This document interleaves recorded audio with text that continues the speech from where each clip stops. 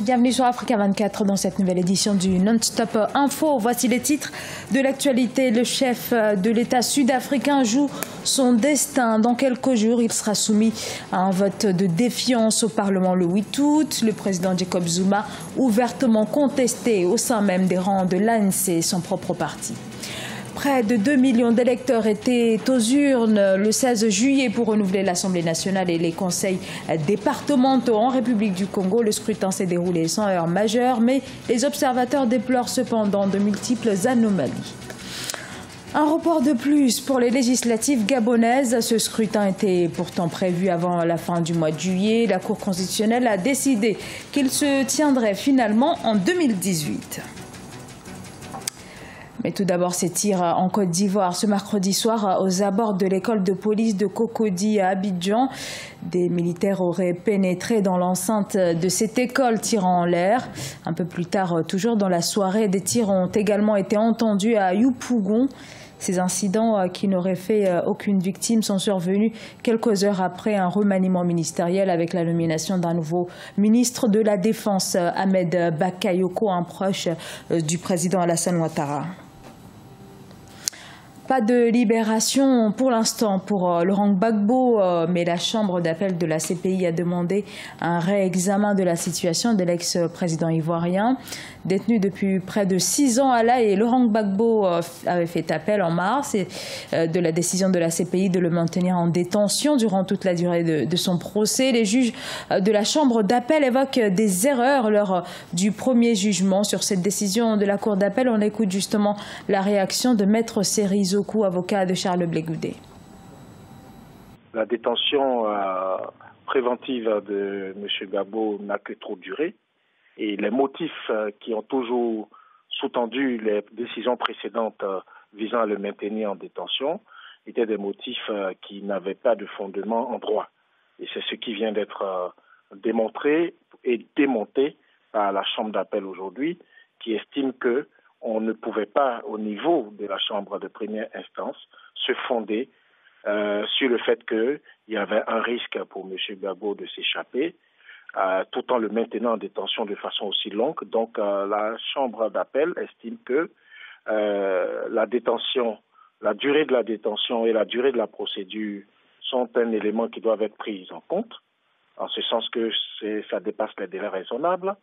Et la Chambre prend en compte également l'âge du président Gbagbo, et tout en tenant compte également de problèmes éventuels de santé, et en tout cas de sa santé.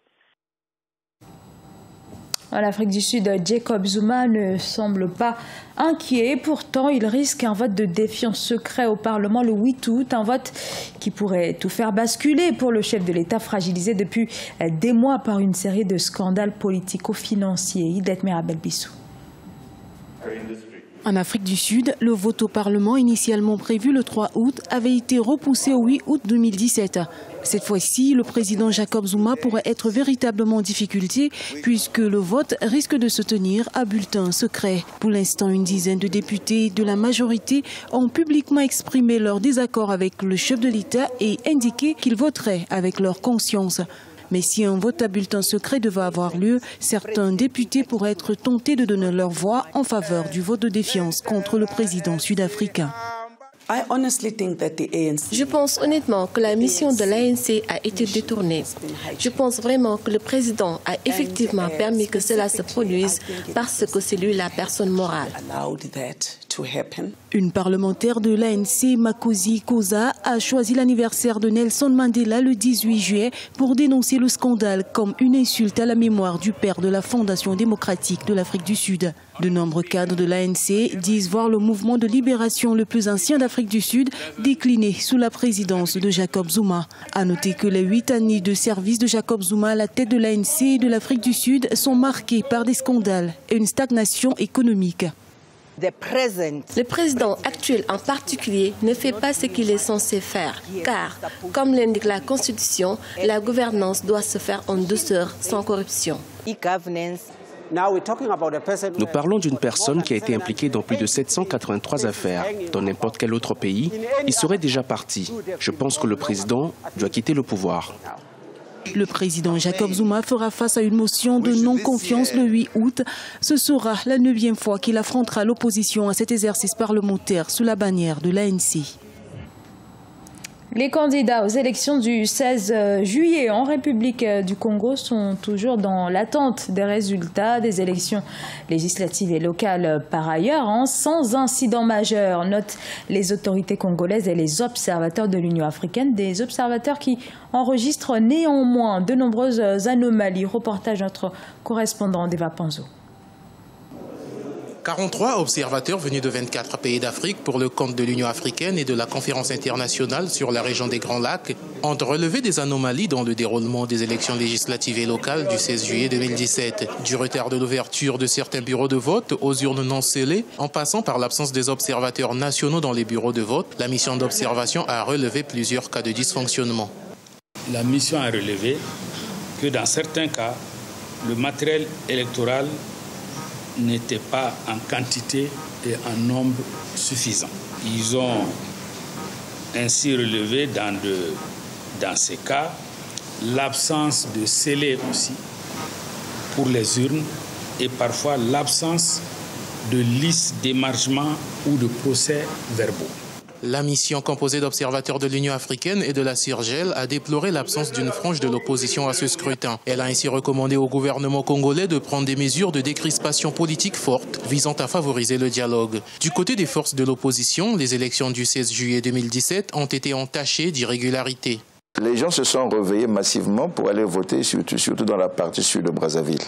Mais à la fin, les délégués de mes candidats n'ont pas eu, pour certains, les procès-verbaux. Et ce, contrairement à l'article 99 de la loi, qui stipule que les procès-verbaux, après décompte, doivent être donnés aux délégués qui représentent les candidats. L'important, je le répète, c'est surtout le climat dans lequel s'est déroulée la campagne électorale, le fair play de tous les candidats.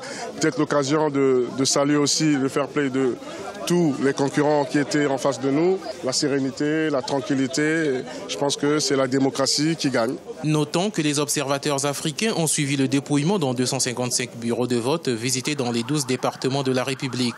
Le corps électoral a été revu à la hausse, soit 2 124 650 électeurs. Au Gabon, les élections législatives sont de nouveau repoussées. Après un premier report, le scrutin était prévu avant la fin du mois de juillet. Comment les autorités justifient justement ce nouvel ajournement? Quelle réaction également du côté de l'opposition? Voici quelques éléments de réponse dans ce sujet préparé par la rédaction. Les Gabonais s'apprêtaient à aller aux urnes à la fin juillet pour les élections législatives. Mais il n'en sera rien car elles viennent une nouvelle fois d'être reportées. Saisie par le gouvernement, la Cour constitutionnelle les repousse au mois d'avril 2018. Pour expliquer ce report, le gouvernement évoque la nécessité de disposer de plus de temps pour appliquer les réformes électorales décidées lors du dernier dialogue politique. Il y a un regard extérieur et un regard interne. Le regard interne impose la prise en compte du temps nécessaire aux uns et aux autres de pouvoir désamorcer le cycle de tension dans lequel nous sommes rentrés pour réamorcer un nouveau cycle qui permettrait justement d'aller vers la concorde. Ensuite, d'un point de vue externe, il est tout à fait évident qu'il y a de part et d'autre des tractations parallèles qui sont en cours et qui ont besoin de ce temps-là pour pouvoir dénouer de façon réelle le nœud de la tension entre Jean Ping et Ali Bongo. Ce scrutin législatif était initialement prévu pour décembre 2016. Mais à l'époque, le gouvernement avait parlé d'un manque de budget. Dans un climat politique tendu, depuis la victoire contestée du président Ali Bongo Ondimba, le nouvel ajournement du vote n'a pas manqué de faire réagir la classe politique. Ginzumba Ndama dénonce une instrumentalisation de la Cour constitutionnelle. La Cour constitutionnelle est instrumentalisée pour servir les desseins et du président et du gouvernement. Le cas de force majeure évoqué ne tient pas la route, parce que le gouvernement avait tout le loisir d'organiser son dialogue en tenant compte du délai qui avait été fixé par la Cour. Le mandat des députés est arrivé à terme depuis décembre 2016. Et avec le report du scrutin, les parlementaires restent en poste, encore 15 mois supplémentaires. Y a-t-il un risque de recrudescence de l'insécurité en République démocratique du Congo? La question mérite d'être posée suite à la décision de la MONUSCO de fermer 5 de ses bases fixes au nord Kivu, à l'est du pays, d'ici fin juillet. Cette mesure entre dans le cadre de l'application de la décision prise en mars au Conseil de sécurité de l'ONU visant à la réduction progressive de la taille de la force onusienne en RDC. Cette décision inquiète dans cette région en proie à l'insécurité depuis près de 20 ans. Ce journal a été réalisé par l'ensemble de la rédaction. Merci à vous de l'avoir suivi. Dans un instant, une nouvelle édition de l'actualité sur Africa 24.